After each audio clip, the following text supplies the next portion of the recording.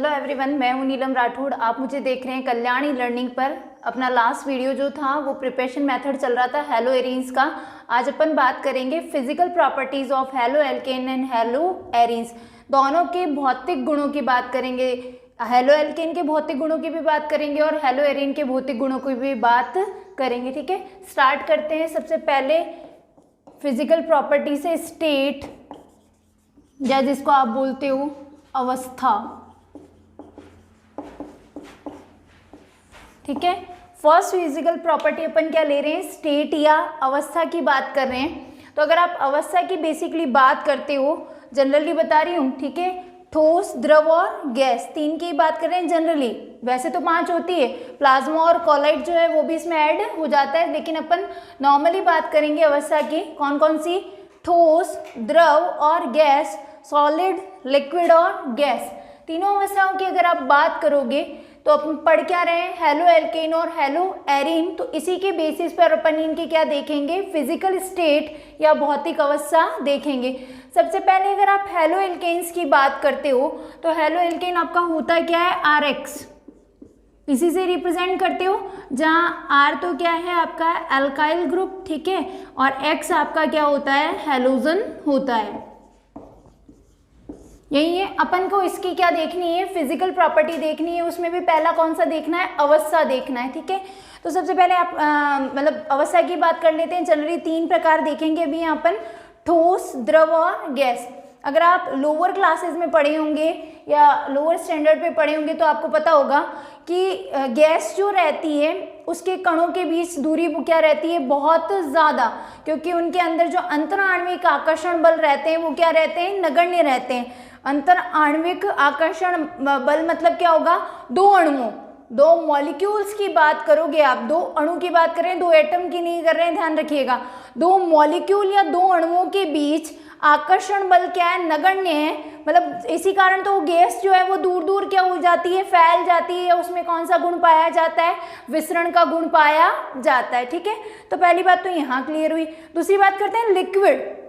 Liquid की अगर आप बात करोगे या द्रव की बात करोगे तो गैस के कंपैरिजन में क्या होता है, आकर्षण बल जो रहते हैं वो ज्यादा अच्छे होते हैं, क्योंकि गैस में तो अपन क्या कह रहे हैं, नगण्य है, मतलब ना के बराबर मान लो आप प्रेजेंट ही नहीं होंगे, नेग्लिजिबल कर दो उधर।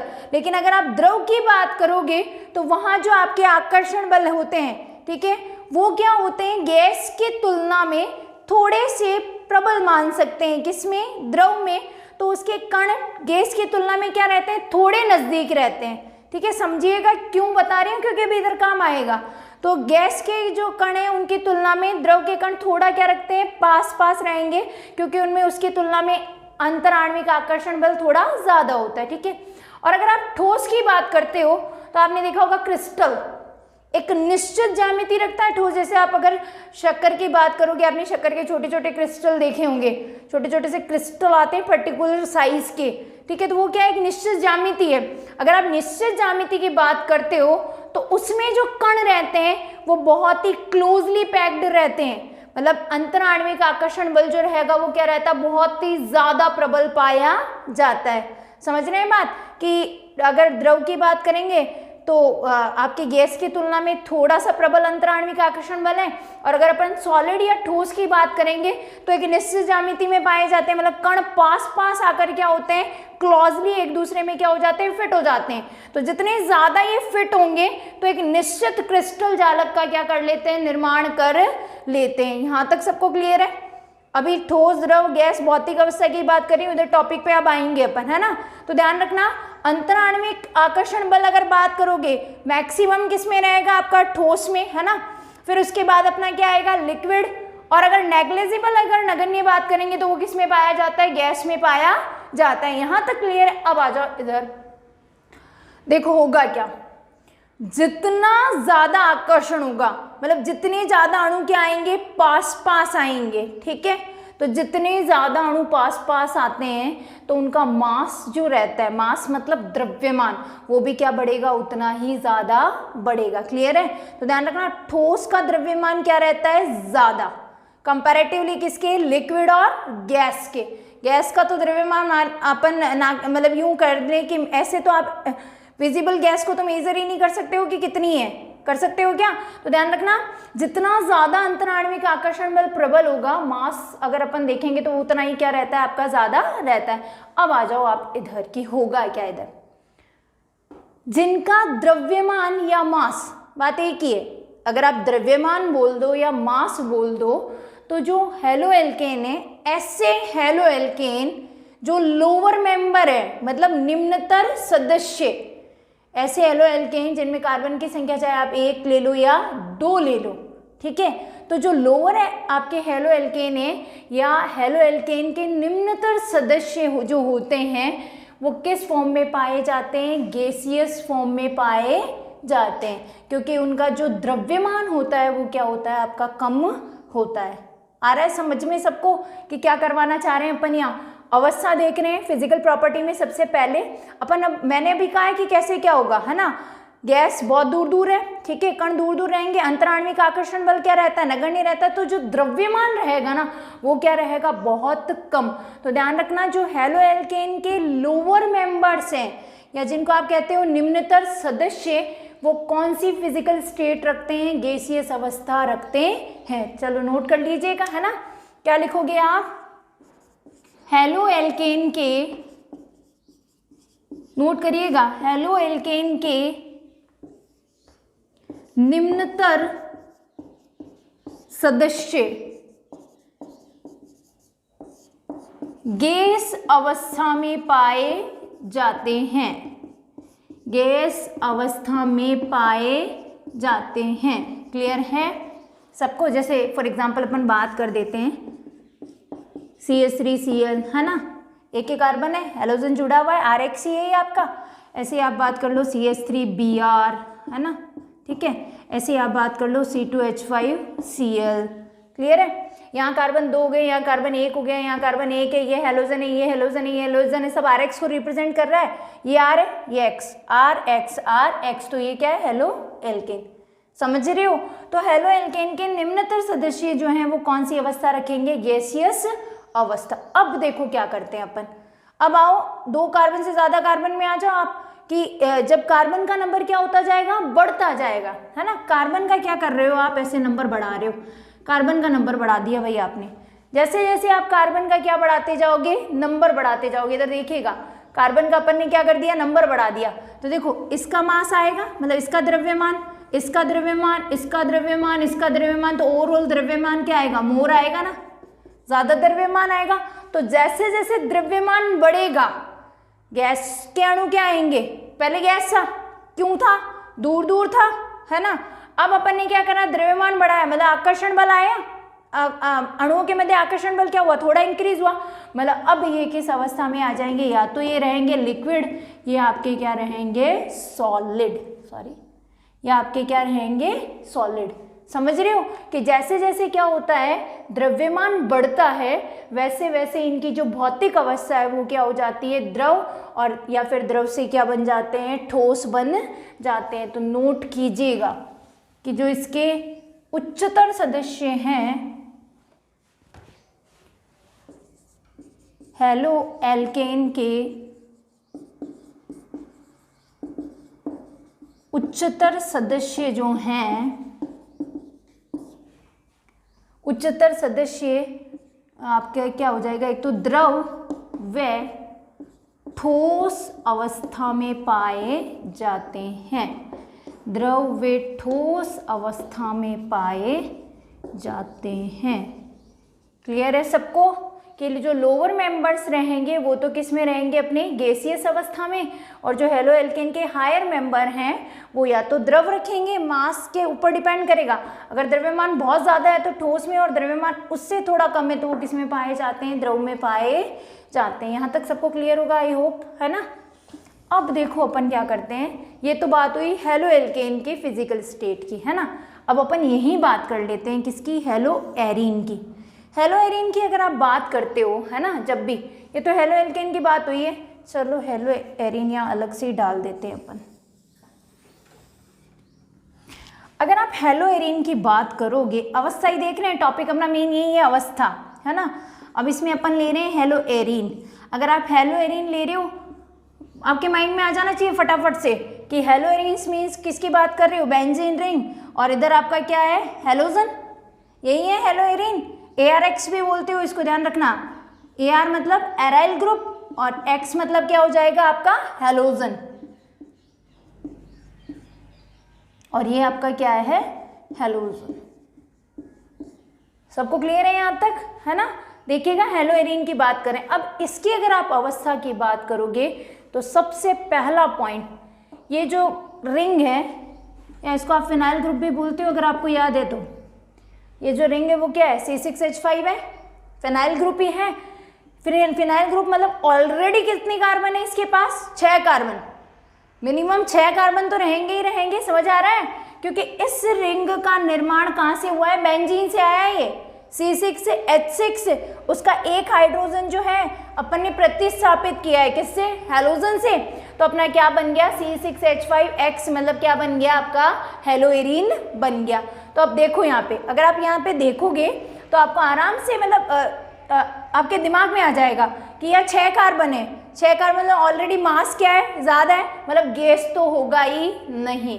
अगर गैस नहीं है तो इसके सारे के सारे मेंबर किस में रहते हैं, या तो लिक्विड अवस्था में पाए जाते हैं या ठोस अवस्था में पाए जाते हैं। बस इतना सही ध्यान देना है, बाकी इसमें इतना ध्यान नहीं देना, इतना इंपॉर्टेंट नहीं होता है, बस एक बार आपको आइडिया होना चाहिए कि क्या है ना। तो अपन लिख लेते हैं इससे रिलेटेड पॉइंट। फर्स्ट पॉइंट तो आप लिख लेना, कभी भी हेलो एरीन गैस अवस्था में, ठीक है, उपस्थित नहीं होते हैं।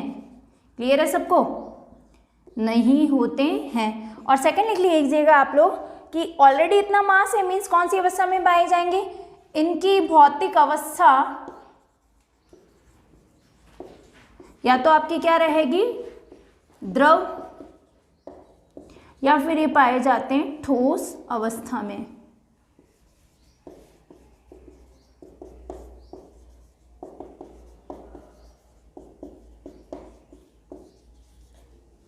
क्लियर है कि अगर हेलो एरीन की बात करेंगे तो भौतिक अवस्था जो बात करेंगे, गैसियस स्टेज जो है उसमें तो कभी भी नहीं पाए जाएंगे, या तो ये किस में रहेंगे आपके द्रव में, या किस अवस्था में पाए जाते हैं, ठोस अवस्था में पाए जाते हैं। क्लियर है।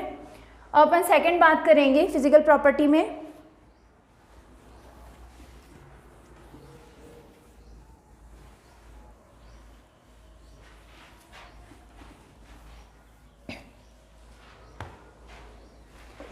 सेकंड अगर आप बात करोगे तो बात करोगे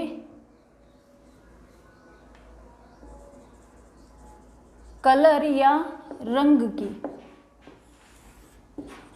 कलर या रंग की बात करोगे तो जनरली अगर हेलो एल्केन या हेलो एरीन की बात करते हैं तो ये क्या होते हैं,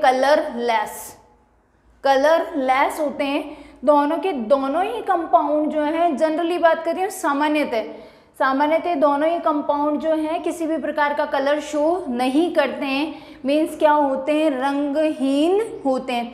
लेकिन आपको पता है एक्सेप्शन सब जगह पाए जाते हैं, एक्सेप्शन सब जगह प्रेजेंट होते हैं, तो इधर भी है।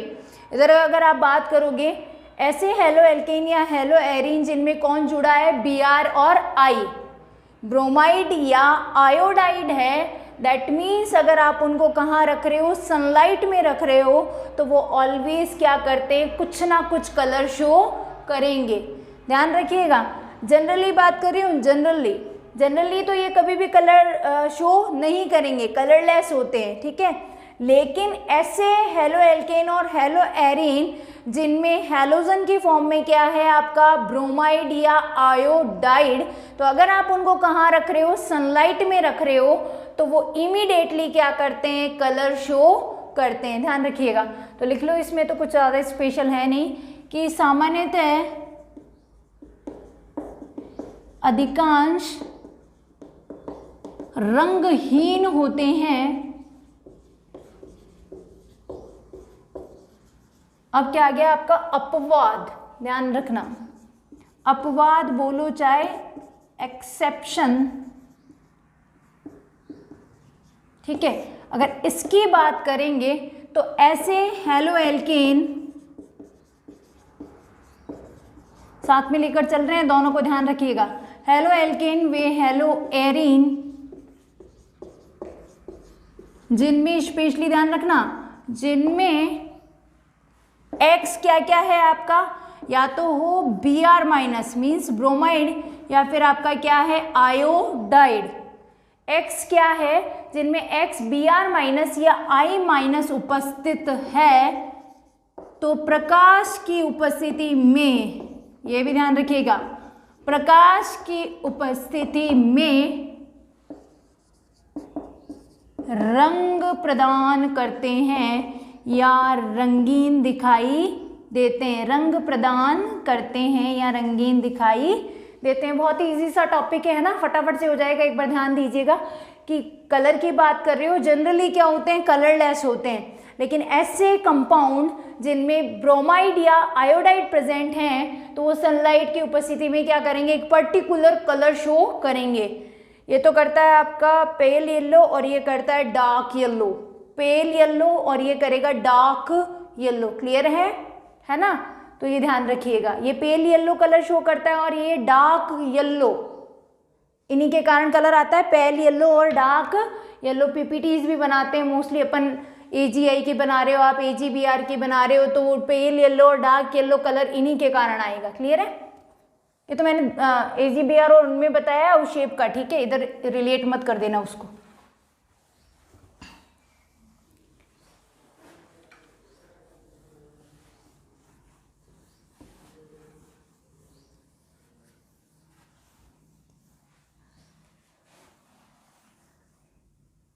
अब थर्ड पॉइंट अपन बात करेंगे गंध या ऑर्डर।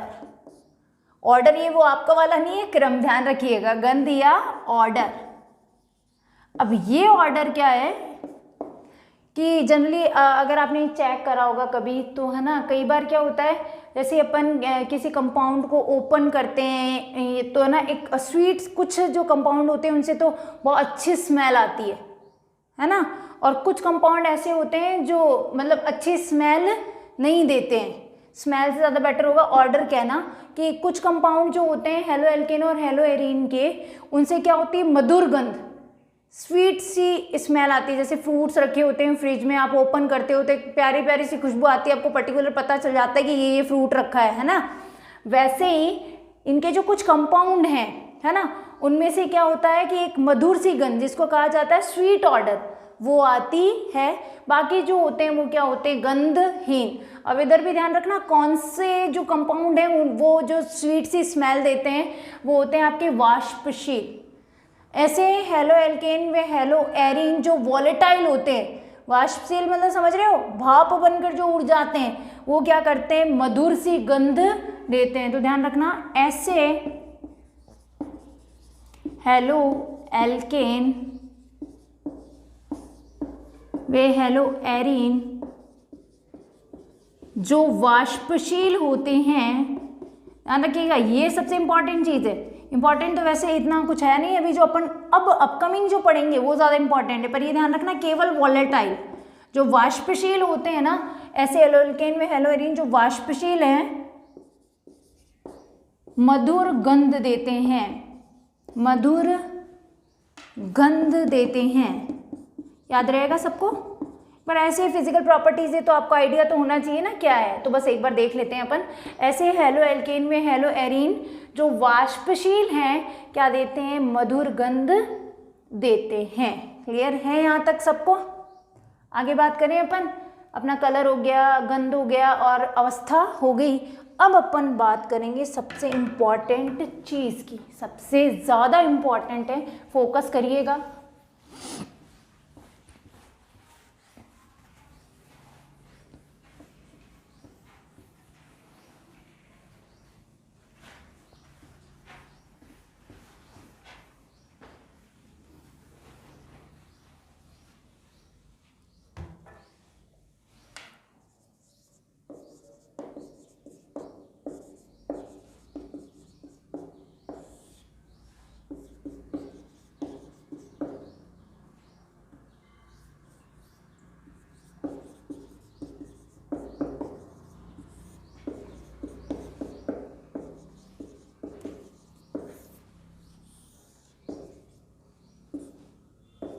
अब बात करेंगे अपन boiling point and melting point, या फिर आप बोलते हो क्वथनांक और गलनांक, ठीक है।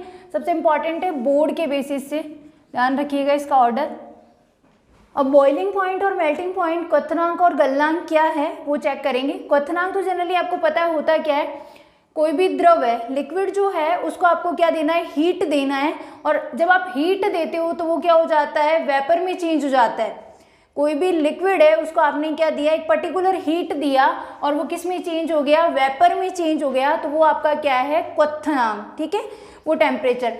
और अगर आप गलनांक की बात करोगे दैट मीन्स आपको क्या करना है, कोई भी सॉलिड है, कोई भी ठोस है, आपको उसको क्या करना है, हीट देना है और उसको किस में कन्वर्ट करना है, लिक्विड में कन्वर्ट करना है, तो वो उसका क्या रहता है, गलनांक रहता है। गलनांक मीन्स गलाना है और क्वथनांक मीन्स आपको उसको क्या करना है, उबालना है। क्लियर है? तो ध्यान रखिएगा, हेलो एल्केन और हेलो एरीन जो रहते हैं उनके बेसिकली क्वथनांक और गलनांक जो रहते हैं वो क्या रहते हैं, उच्च रहते हैं। ये अपने माइंड में ध्यान रखिएगा। बेसिकली बात कर रहे हैं अपन कि हेलो एल्केन और हेलो एरीन जो है उनके क्वथनांक और गलनांक सामान्यतः क्या पाए जाते हैं, उच्च पाए जाते हैं। अब उसका रीजन है, मैंने अभी भी स्टार्टिंग में बात करी थी कि इनमें क्या पाए जाते हैं, अंतराण्विक आकर्षण बल पाए जाते हैं, या उन्हीं अंतराण्विक आकर्षण बल को आप बोल सकते हो वॉन डर वॉल बल बोल सकते हैं अपन, या फिर आप उनको लंदन फोर्स भी बोल सकते हो। तो वो प्रेजेंट रहते हैं। अब क्या है, जितने स्ट्रॉन्ग इन मॉलिक्यूल्स के बीच क्या है, मॉलिक्यूल्स की बात कर रही हूँ, अणुओं की, ये मत कर देना पता चला एक ही उसको हेलो एल्केन को पकड़े हो, अभी देखेंगे अपन, और उसी को तोड़ने में लग रहे हो आप कि ये है, इसको तो हम तोड़ ताड़ के और बना देंगे कुछ भी, तो वो नहीं करना है। अणुओं की बात कर रहे हैं। अगर आप अणुओं की बात करोगे तो इन अणुओं के बीच क्या है, प्रबल अंतराण्विक आकर्षण है, मतलब एक दूसरे को क्या कर रहे हैं, अपनी ओर खींच रहे हैं। तो उस खींचने के दौरान क्या बन रहा है, प्रबल बंध बन रहा है। उसको तोड़ने के लिए आपको क्या देनी पड़ेगी, एक्स्ट्रा एनर्जी। एक्स्ट्रा एनर्जी दोगे, जितनी एक्स्ट्रा एनर्जी दोगे वही किस में काउंट हो जाएगी, आपकी बॉइलिंग पॉइंट और मेल्टिंग पॉइंट में काउंट हो जाएगी। तो ध्यान रखना इनके जो गलनांक और क्वथनांक रहते हैं वो क्या रहते हैं, उच्च रहते हैं। अब किससे उच्च रहते हैं ये बात आई है ना, तो देखो चेक करते हैं कैसे क्या है। CH4 है, मेथेन है, पता है ना सबको, मीथेन ही है। अब अपन ने आपको पता हो तो लास्ट वीडियोस में हेलोजिनेशन करवाया था इसका, अभी भी करवा देते हैं। Cl2 है ना, करवा दिया साहब आपने। क्या बन गया आपका, CH3Cl बन गया, और आपका क्या निकल गया यहाँ पे, HCl निकल गया। बहुत ही नॉर्मल सी रिएक्शन है, सबको आती है। मेथेन है, हेलोजिनेशन करवा दिया, CH3 अपना क्या बन गया, हेलो एल्केन बन गया अपना हेलो एल्केन। अब देखो क्या होगा, ये तो क्या है आपका RX है, हो गया भाई RX हेलो एल्केन। अब बना किससे, इससे बना है ना, तो ये इसका क्या है, पेरेंट है, या इसको आप इसका क्या कह सकते हो, जनक, यही होगा भाई, इसी से बना है ना ये। तो अब देखो चेक करते हैं पहले इसको, फिर अपन अभी फर्दर आगे बात करेंगे। तो ध्यान रखना, हेलो एल्केन अपने जनकों से, हेलो एल्केन अपने जनकों से ज्यादा क्या रखता है, क्वथनांक और गलनांक रखता है। ध्यान रखना, हेलो एल्केन अपने जनकों से ज्यादा क्वथनांक और गलनांक रखता है। कैसे, देखो चेक करो, कार्बन है, 4 हाइड्रोजन है, दिख रहे हैं सबको, देखिए इधर, अगर इधर बात करोगे तो 3 तो क्या है हाइड्रोजन, और 1 क्या आ गया भाई साहब आपका Cl आ गया है ना, यही बनाया। अब देखो क्या है, ये इसमें भी कॉमन है, ये इसमें भी कॉमन है, ये कॉमन, ये कॉमन, ये कॉमन, ये कॉमन, ये कॉमन, ये कॉमन, लेकिन वेरिएशन कहाँ आया है, यहाँ तो था आपका क्या H और यहाँ क्या आ गया Cl। देख पा रहे हो सब कि यहाँ H था और यहाँ क्या आ गया आपका Cl आया। अब देखो हाइड्रोजन का मॉलिक्यूलर वेट 1.008 होता है, तो अपन 1 ही लेते हैं, आपको पता हो तो। इसका अणुभार कितना मानते हो, 1। इसका कितना होता है 35 इसका परमाणु भार कितना लेते हो आप, 1 ही लेते हो, और इसका जो परमाणु भार लोगे वो कितना आ जाएगा 35.5। लेकिन ये पूरा का पूरा क्या है, मॉलिक्यूल ही है ना CH4, तो इसका लेना पड़ेगा आपको ओवरऑल। और ये भी पूरा का पूरा मॉलिक्यूल क्या है CH3Cl, तो इसका भी क्या होगा अणु भार। ठीक है, अब क्या होगा, जितना ज़्यादा अणुभार होगा उतना ही क्या होता है, क्वथनांक और गलनांक होता है। इसीलिए पेरेंट के कंपैरिजन में जो संतति होती है या जो आरएक्स जिस पेरेंट से बनता है उसके कंपैरिजन में इनका गलनांक और क्वथनांक क्या पाया जाता है, ज़्यादा पाया जाता है। भी डिस्कस करेंगे कि कैसे क्या होता है, पर यहाँ ध्यान रखिएगा ये CH4 था, इससे आपका क्या बना, CH3Cl बना, ठीक है। अब यहाँ कॉमन CH4 में क्या क्या था, कार्बन कॉमन था, 3 हाइड्रोजन एटम कॉमन थे, और इधर भी क्या था, कार्बन और 3 हाइड्रोजन एटम जो है वो कॉमन है, ठीक है। लेकिन यहाँ क्या हुआ है, इस हाइड्रोजन को रिप्लेस कर दिया गया है किससे, Cl से। अगर इसका एटॉमिक वेट देखोगे तो वो कितना था आपका 1, और अगर इसका एटॉमिक वेट या परमाणु भार की बात करोगे तो वो कितना आता है 35.5। तो जब जब अणुभार बढ़ेगा तब तक आपका क्वथनांक और गलनांक क्या हो जाता है, बढ़ जाता है। तो एक चीज़ जो यहाँ से निकल के आती है, सबसे इम्पॉर्टेंट लिख लीजिएगा, जो अणुभार होता है या इसी को कहा जाता है MM मॉलिक्यूलर मास, वो डायरेक्टली प्रोपोर्शनल होता है किसके, क्वथनांक और गलनांक के, ठीक है। जो आपका अणुभार है या मॉलिक्यूलर मास है वो डायरेक्टली प्रोपोर्शनल है किसके, क्वथनांक और गलनांक के। एक ही देख लो, फिर गलनांक में वैसा का वैसा ही हो जाएगा। क्लियर है, यहाँ से समझ में भी आ रहा होगा। CH4 था, उसका जो अणुभार है वो क्या आएगा आपका कम, और CH3Cl का अणुभार क्या आएगा, ज़्यादा। चेक कर लो कैसे आएगा। कार्बन का अगर लोगे तो 12, 4 हाइड्रोजन है तो यहाँ क्या आ गया आपका 16 ग्राम, और अगर इसकी बात करोगे तो यहाँ 12 किसका आ जाएगा, कार्बन का, 3 हाइड्रोजन का 3 हो जाएगा, और क्लोरीन का कितना हो जाएगा आपका 35.5। अगर ऐड करोगे तो 18 + 35.5, चेक कर लीजिए इधर, यहाँ इतना है और यहाँ केवल इतना, तो इसका मॉलिक्यूलर वेट आपका क्या है, ज़्यादा, मीन्स इसका क्वथनांक और गलनांक भी क्या रहेगा आपका, ज़्यादा रहेगा। क्लियर है सबको, देख लीजिएगा एक बार इसको।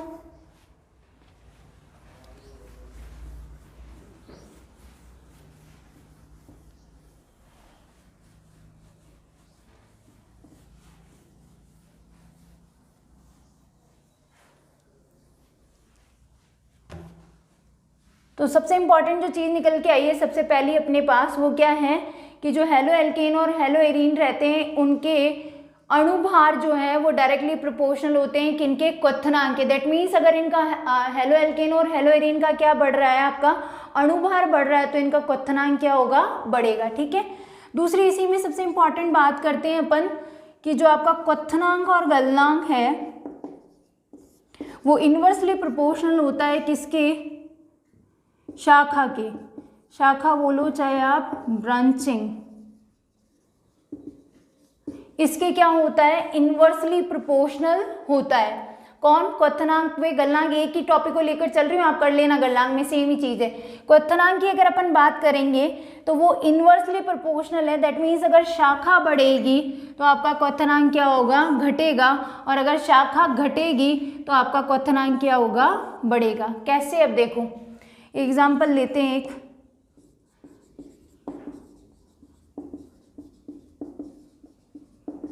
ठीक है। इसको मान लो आप A,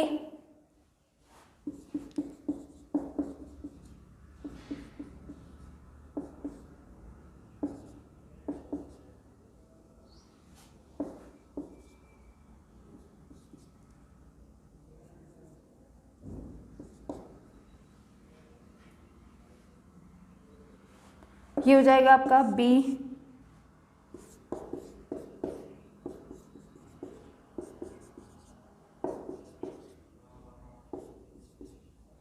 ये हो जाएगा आपका C, ठीक है।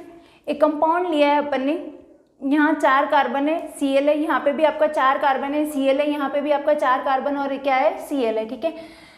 अगर बात करोगे मॉलिक्यूलर फॉर्मूले की तो सबका सेम है। अणुसूत्र अगर देखोगे तो सबका सेम है। हाइड्रोजन चेक कर लो, यहाँ 5 और 4 कितने हो गए, 9। अगर यहाँ बात करोगे तो 5 और 4 कितने हो गए आपके, 9। और अगर यहाँ बात करोगे तो 3, 6 और 9 हो गए, ठीक है। तो इन तीनों के तीनों की बात करोगे तो इनके अणुसूत्र तो क्या है आपके, समान।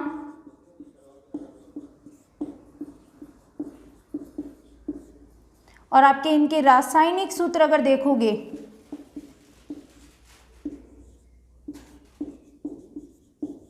तो रासायनिक सूत्र क्या है, संरचना सूत्र की बात करोगे तो इनका संरचना सूत्र क्या है आपका अलग अलग, मीन्स ये आपके क्या हैं समावयवी, या इन्हीं को कहा जाता है आइसोमर, समावयवी, या ये आपके क्या हैं आइसोमर।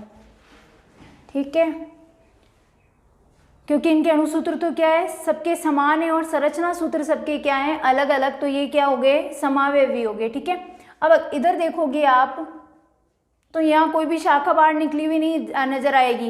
ये क्या है आपकी सिंपल चेन, या इसी को कह सकते हो सीधी श्रृंखला। दिख रही है सबको, ये पूरी की पूरी क्या है सीधी श्रृंखला। ठीक है, अगर अपन यहाँ बात करेंगे तो यहाँ आपको एक ब्रांच नजर आएगी किसकी, मिथाइल ग्रुप की।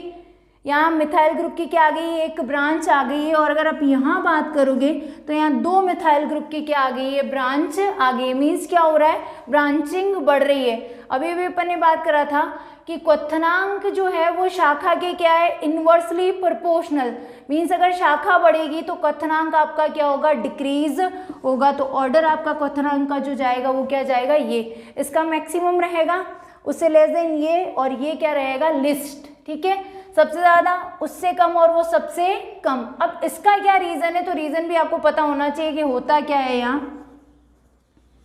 अगर रीज़न या कारण की बात करोगे तो क्या हो रहा है, अगर आप चेक करोगे तो यहाँ का ये पूरा का पूरा सरफेस एरिया जिसको आप बोलते हो पृष्ठीय क्षेत्रफल, पृष्ठीय क्षेत्रफल बोलो चाहे आप बोल सकते हो सरफेस एरिया। ठीक है, यहाँ सरफेस एरिया इस चेन में क्या रहेगा आपका मैक्सिमम रहेगा। अगर इसकी बात करेंगे तो इसका सरफेस एरिया केवल ये इतना सही है। ठीक है, तो यहाँ सरफेस एरिया क्या हो गया है घट गया है, और अगर इसकी बात करोगे तो इसका सरफेस एरिया जो है और क्या हो गया है मिनिमम।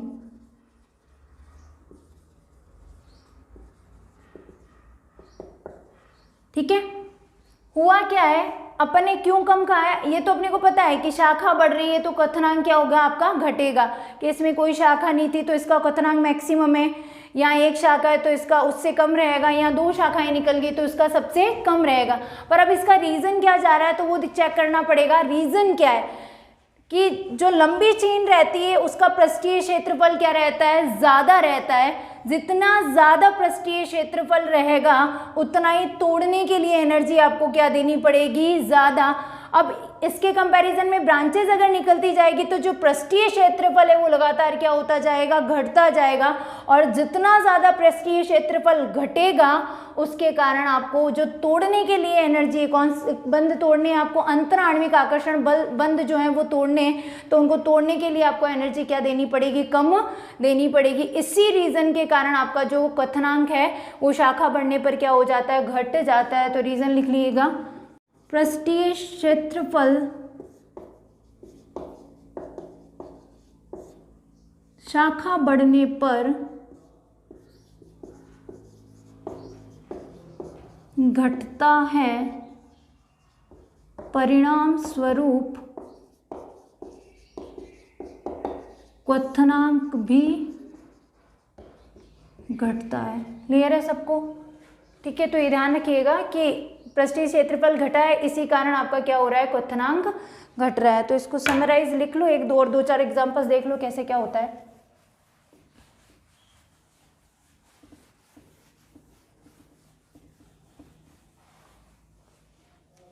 नोट कर लेना, फिर अपन एक दो एग्जांपल से इसको और क्लियर करेंगे। फर्स्ट तो ध्यान रखना क्वथनांक जो है वो समानुपाती है आपके किसके मॉलिक्यूलर मास, या इसी को कह दो आप अणु भार, या इसी को आणविक द्रव्यमान भी कहा जाता है। ठीक है, तो ये पहला पॉइंट हो गया। दूसरा ध्यान रखना क्वथनांक जो है वो आपकी शाखीय श्रृंखला जो रहती है या शाखाएं जो रहती है उनके क्या होता है इन्वर्सली प्रोपोर्शनल होता है। ठीक है, अब अपन चेक करते हैं थर्ड पॉइंट। अपन ने बात करी थी कि जो RX होते हैं उनका क्वथनांक व गलनांक जनक हाइड्रोकार्बन से अधिक होता है। बताया था कैसे अधिक होता है, से अधिक होता है, ध्यान रखिएगा। जैसे अपन ने एग्जांपल लिया था CH4 से अपन ने क्या बनाया था, CH3Cl बनाया था। फिर मैंने कहा था इसका जो क्वथनांक और गलनांक है वो इससे क्या है आपका ज़्यादा, क्योंकि इसका जो अणुभार है उससे ज़्यादा अणुभार किसका रहेगा, CH3Cl का अणुभार रहेगा। क्लियर है सबको? तो ध्यान रखना जिनसे इनकी उत्पत्ति हुई है उनसे इनका क्वथनांक और गलनांक हमेशा क्या रहेगा, ज़्यादा। ठीक है, ये थर्ड पॉइंट हो गया। फोर्थ ध्यान रखना आप, समान एल्किल समूह युक्त एल्किल हैलाइड में हैलोजन परमाणु का परमाणु भार बढ़ने के साथ साथ क्वथनांक बढ़ता है। ठीक है, आपको डिफरेंट क्या लेने हैं, एल्किल हैलाइड लेने हैं, लेकिन उनमें आर क्या रखना है, सेम। एग्जांपल चेक कर लो, जैसे CH3Cl ले लिया, CH3Br ले लिया, CH3I ले लिया। ठीक है, अपन ने 3 ही लिए, F नहीं लिया, चलो F भी ले लो,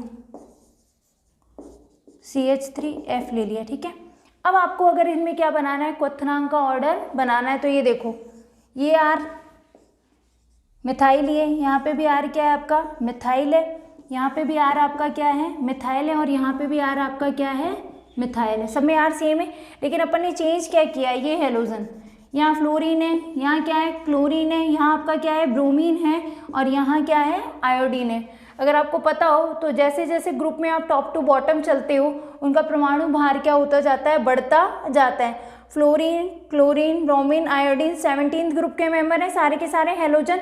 चल क्या रहे हो, एक ही ग्रुप में ऊपर से नीचे चल रहे हो, तो इनका जो परमाणु भार है वो लगातार क्या हो रहा है, बढ़ रहा है। मैंने अभी भी क्या कहा है, देखो, समान एल्किल समूह युक्त एल्किल हैलाइड में हैलोजन परमाणु का भार बढ़ने के साथ साथ क्वथनांक क्या होगा, बढ़ेगा। तो ऑर्डर जो आएगा, इंक्रीजिंग ऑर्डर लिख रही हूँ, ये रहेगा आपका बढ़ता हुआ क्रम, कि हाईएस्ट जो रहेगा वो क्या रहेगा, CH3I, उससे कम CH3Br, उससे कम CH3Cl, और उधर क्या रहेगा, CH3F। रीजन लिख लेना कि आयोडीन सबसे भारी है, फिर उसके बाद क्या आएगा आपका Br, उसके बाद क्या आएगा Cl, और सबसे कम क्या आएगा F। परमाणु भार का क्रम में ध्यान रखिएगा, और इसी के कारण ये ऑर्डर आया है। क्लियर है? अब नेक्स्ट बात करते हैं अपन इसी में,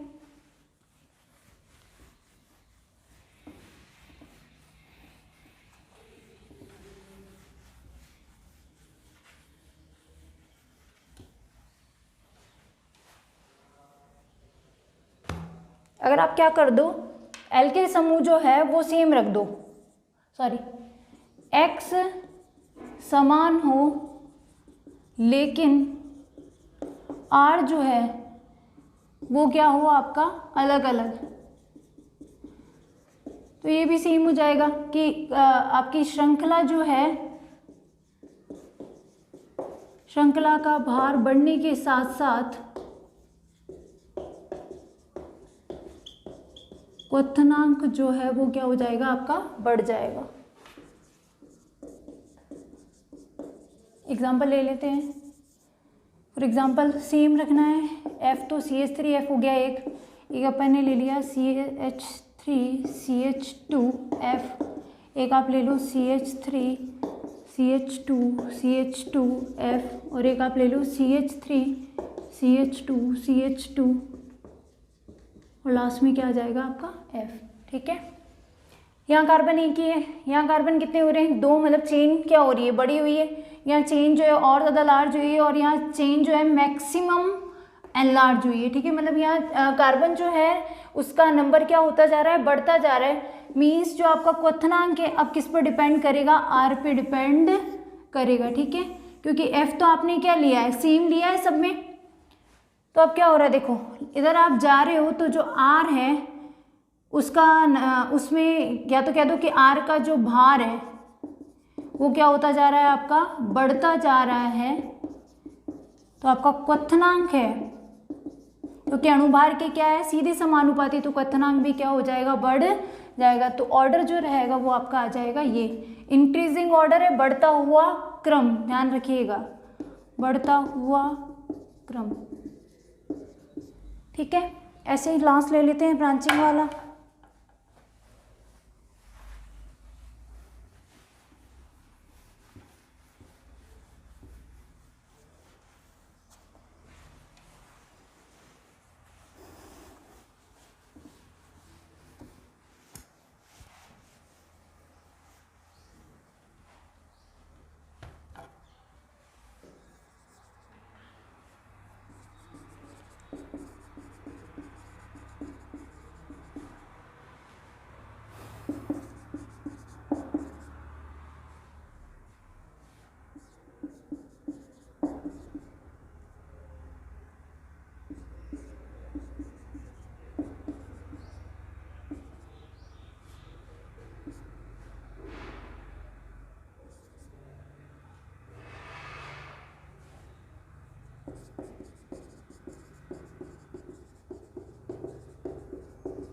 ठीक है, ये आपको कोई एग्जांपल दे रखा है, जैसे इसको मान लो ए, बी और सी। ठीक है, अब इसमें आपको बोल दिया जाए डिक्रीजिंग ऑर्डर बनाना है, मतलब आपको इसका क्या लिखना है, घटता क्रम, वो भी किसका, आपके क्वथनांक का।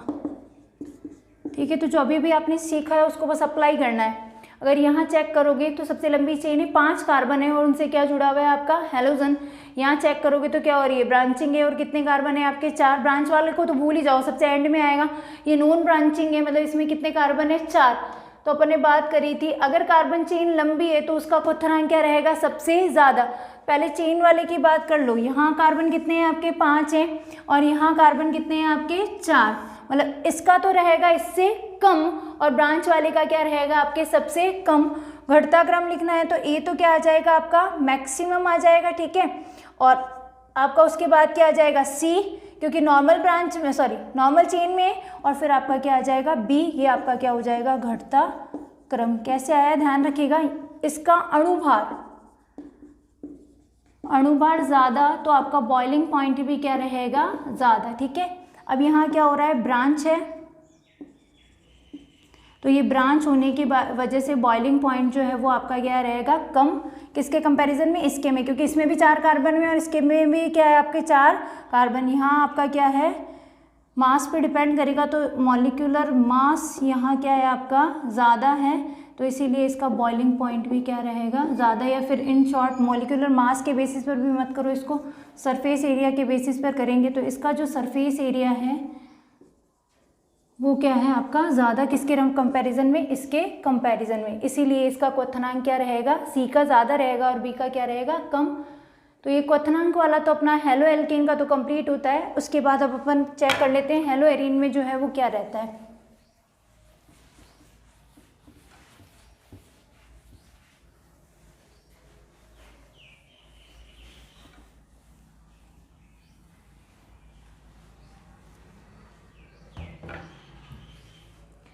हेलो एरीन की जब भी बात करोगे, आप बात करते हो यहाँ समावयवियों की। कौन से समावयवियों की, जैसे ये टोलुइन है, यहाँ कोई एक्स है, मतलब ये कौन सी पोजीशन पे है, आपका ऑर्थो पोजीशन पे। नेक्स्ट आप ले लो कि आपका टोलुइन है और ये मेटा पोजीशन पर क्या रखता है, एक्स रखता है। ठीक है, और ये अगेन अपना टोलुइन है, लेकिन ये पैरा पोजीशन पर क्या रखता है, एक्स रखता है। तो जब भी हेलो एरीन्स की बात की जाती है तो जो क्वेश्चन आते हैं वो इसी तरीके से फैम होकर आते हैं कि समावयवियों की बात की जाती है। वहाँ 3 समावयवी होते हैं, एक ये तो हो गया आपका, इसके कंपैरिजन में क्या है, ऑर्थो, ये इसके कंपैरिजन में क्या है, मेटा, और ये आपका क्या है, पैरा। लिख लो चाहो तो, ये है आपका ऑर्थोटोलुइन, ये है आपका मेटाटोलुइन, और ये है आपका पैराटोलुइन। मैंने पैरा वगैरह लिखा है, बाकी ध्यान रखना। ऑर्थो को किससे रिप्रेजेंट करोगे, इससे ओ से, मेटा को एम से, और पैरा को पी से। ठीक है, अब होगा क्या इनमें, सेम ऐसे ही होता है कि अगर मॉलिक्यूलर वेट बढ़ रहा है दैट मीन्स क्वथनांक क्या होगा, बढ़ेगा। और अगर शाखाएं बढ़ती है तो शाखाओं जैसा तो इनमें कुछ है ही नहीं, क्योंकि रिंग्स होती है। तो इनको कैसे कंपैरिजन किया जाता है, ध्यान रखिएगा। इनमें ऑलवेज बॉइलिंग पॉइंट का ऑर्डर तो आप याद ही रखना, क्वथनांक का क्रम। क्वथनांक की अगर बात करोगे तो ऑलमोस्ट सेम होता है, ज़्यादा वेरिएशन नहीं होता है। फॉर एग्जांपल अगर मैं इसका 448 मान लूँ तो इसका 450 के आसपास आ जाएगा, या इसका उसके आसपास रहेगा, ठीक है। पर ध्यान रखना कि सबसे ज़्यादा जो बॉइलिंग पॉइंट रहेगा वो तो किसका रहेगा, सॉरी उल्टा बोल गई, इसका सबसे ज़्यादा रहेगा।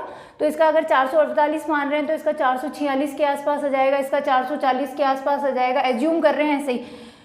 क्वथनांक का क्रम जब भी आप ऐसे समायों की बात करोगे तो ध्यान रखना जो ऑर्थो वाला है वो सबसे ज़्यादा क्या रखता है, क्वथनांक रखता है। उसके बाद आपका क्या रखेगा, मेटा वाला, और उसके बाद रखिएगा आपका पैरा वाला, और सबसे कम रखता है मेटा वाला।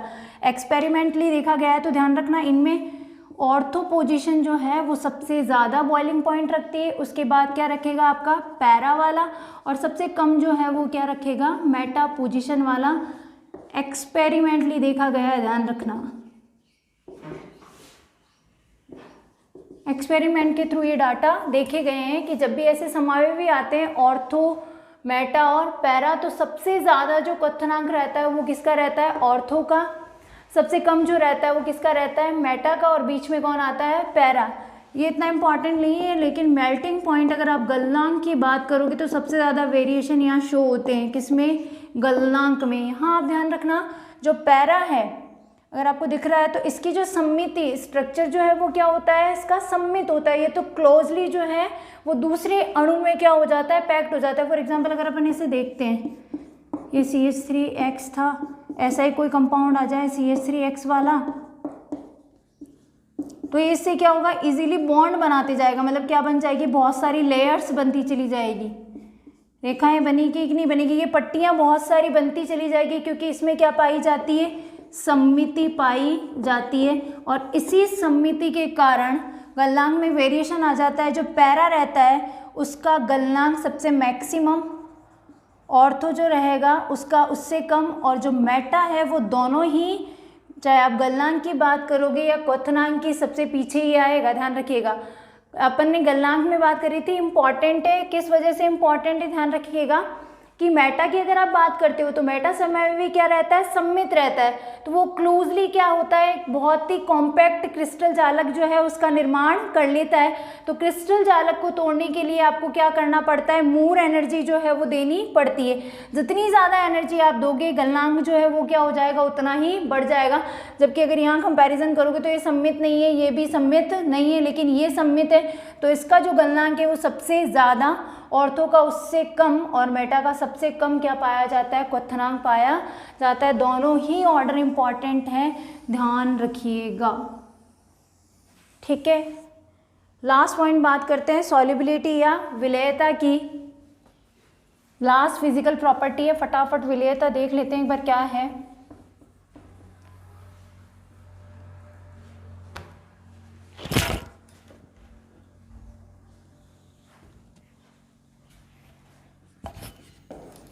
विलेयता या सॉल्युबिलिटी,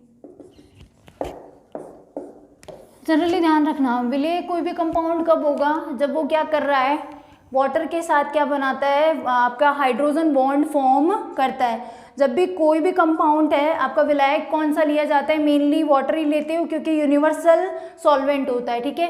तो अगर वो जल के साथ क्या बना रहा है, हाइड्रोजन बंध बना रहा है, तब तो वो क्या होता है, जल में सॉल्युबल होता है या जल में घुल जाता है। तो जो RX होते हैं वो जल के साथ हाइड्रोजन बॉन्ड नहीं बनाते हैं, ध्यान रखिएगा। कुछ बच्चे कहेंगे RF तो बनाता है, तो वो कुछ मात्रा में घुलनशील होगा है बस, ठीक है, बाकी नहीं होंगे। जनरली अगर बात करोगे तो कभी नहीं होगा। तो जो RX है वो H2O के साथ हाइड्रोजन नहीं बनाते हैं, इसीलिए जल में क्या होते हैं, अघुलनशील होते हैं। जल में आपके क्या रहेंगे, अघुलनशील रहेंगे, ध्यान रखिएगा ये। अब रीज़न कोई पूछता है ना क्यों, तो ध्यान रखना हाइड्रोजन बंध नहीं बनाते। क्यों नहीं बनाते उसका भी रीज़न है, क्योंकि पहले तो क्या होगा, RX और RX मॉलिक्यूल रहेंगे, इनके बीच का ये बॉन्ड क्या होगा, ब्रेक होगा। तो एनर्जी इसमें इनको क्या करनी पड़ेगी, देनी पड़ेगी। जितनी एनर्जी ये इनमें देंगे उससे ज़्यादा एनर्जी इनको वापस बंद बनाने में लग जाती है। तो ये एनर्जी क्या रहती है, बहुत ज़्यादा रहती है, इसलिए ये हाइड्रोजन बंद नहीं बना पाते हैं और जल में क्या रहते हैं, अघुलनशील। किसकी बात कर रहे हो, हेलो एल्केन की। जो हेलो एल्केन रहते हैं वो जल बोल दो चाहे क्या बोल दो, ध्रुवीय विलायक, चाहे जल बोलो चाहे ध्रुवीय विलायक। अब ये ध्रुवीय विलायक कैसे है वो भी देख लो फटाफट। अगर H2O की बात करोगे तो H+ और OH- में आप इसको ब्रेक करते हो,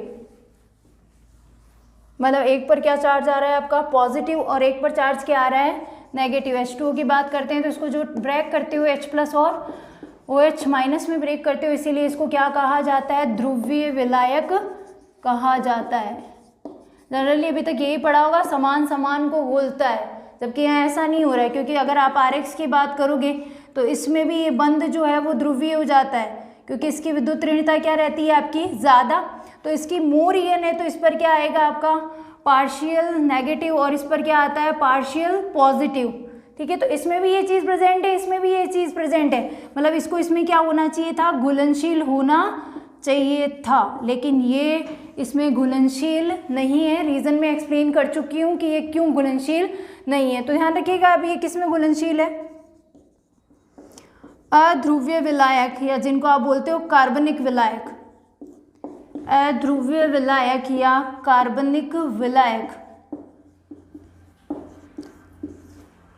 C6H6 benzene, CCl4 carbon tetrachloride, ROR ether, इन सब में ये क्या रहते हैं, घुलनशील रहते हैं। कौन, आपके हेलो एल्केन। ठीक है, ध्यान रखिएगा कि ध्रुवीय विलायकों में तो क्या रहते हैं अघुलनशील, लेकिन जो अध्रुवीय विलायक होते हैं बेंजीन, कार्बन टेट्राक्लोराइड या ईथर, इनमें ये क्या रहते हैं, घुलनशील रहते हैं। और अगर आप ऐसी ही बात करोगे किनकी, हेलो एरीन्स की, तो हेलो एरीन्स में ध्यान रखना उनमें भी यही सेम सीन होगा कि वो भी क्या होंगे आपके, कुछ कंपाउंड उनके जो रहेंगे वो तो क्या रहेंगे जल में घुलनशील, बाकी मोस्टली जो रहते हैं वो किन में घुलनशील रहते हैं, अध्रुवीय विलायकों में घुलनशील रहते हैं। पर उनके कुछ कंपाउंड जो हैं वो जल में भी क्या रहते हैं, घुलनशील रहते हैं। अगर हेलो एरीन्स की बात करोगे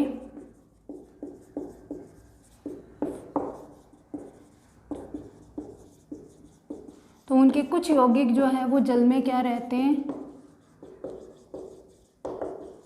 घुलनशील रहते हैं, ध्यान रखिएगा। ठीक है, तो इसी के साथ अपना ये जो टॉपिक है फिजिकल प्रॉपर्टी वाला वो ख़त्म होता है। नेक्स्ट अपन नेक्स्ट वीडियो में करेंगे। Thank you.